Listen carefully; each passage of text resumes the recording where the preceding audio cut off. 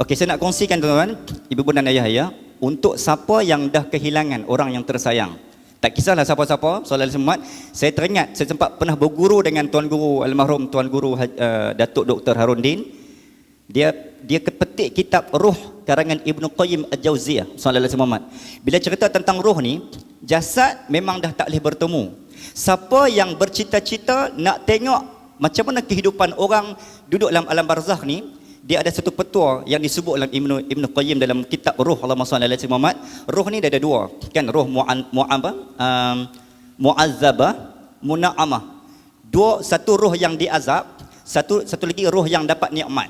Nikmat ni dia bila meninggal anak Adam, fa idza jaa ajaluhum la yastakhiruna sa'atan wa la yastaqdimun. Sadaqallahul aliyyul azim. Maka apabila datangnya ajalmu, tidak akan dilewatkan, tidak akan diawalkan walau sesaat.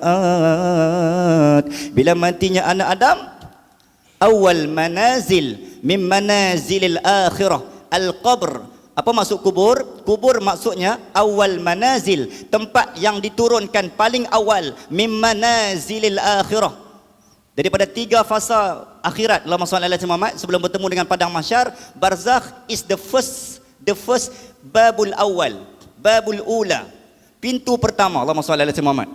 Maka nak ceritanya ini, kubur tempat turun pertama. Bila turun pertama, ruh akan terbahagi dua, muna'amah dengan mu'adzabah. Yang muna'amah ni akan naik ke lauh mahfuz sallallahu alaihi wasallam, dan mungkin sesekali turun. Muka saya nak kongsi tuan-tuan sallallahu alaihi wasallam yang disebut oleh tuan guru, siapa yang bercita-cita nak tengok kehidupan orang alam barzakh ni. Sebab apa? Sebab ya Allah, kalau mereka nikmat, aku nak tengok macam mana nikmat yang mereka dapat sehingga menjadi satu suntikan motivasi aku ya Allah. Tapi kalau mereka diazab ya Allah, aku nak tahu. Kalau mereka ada hutang ya Allah, aku nak tolong settle ya Allah. Dalam rakaat pertama solat Nabi Muhammad, sebelum tidur kita buat sembahyang hajat. Sembahyang hajat macam biasa. Rakaat pertama selepas Fatihah boleh baca Alhaakumut Takatsur. Rakaat kedua selepas Fatihah boleh baca Qul huwallah. Ini last sebelum tidur. Pastikan ini benda yang last sekali sebelum kita pejamkan mata. Tidak ada aktiviti after that. Tidak ada aktiviti lain selepas itu, termasuk pegang phone, supaya hati tak lalai dengan Allah sallallahu alaihi wasallam. Hati tak ghaflah. Hati tak ghaflah, jingga.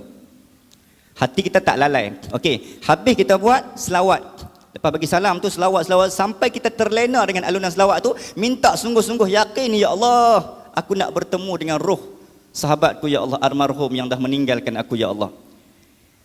Dalam tuan guru sebut 43 tahun dia buat, maka izin Allah bertemu dengan roh tu ayah dia. Dan nak ceritanya Allahumma salli alaihi wasallam, pasal apa roh dia bertemu dengan roh ayah dia? Rupanya Allah tahan roh ayahnya disebabkan tanah sejengkai, hutang tak bayar. Maksud dia apa? Dia rumah yang dia buat tu, rumah tanah dia sallallahu alaihi wasallam, dia terambil, bukan mengambil, tak sengaja, terambil sejengkai. Because of sejengkai itu Allah tahan.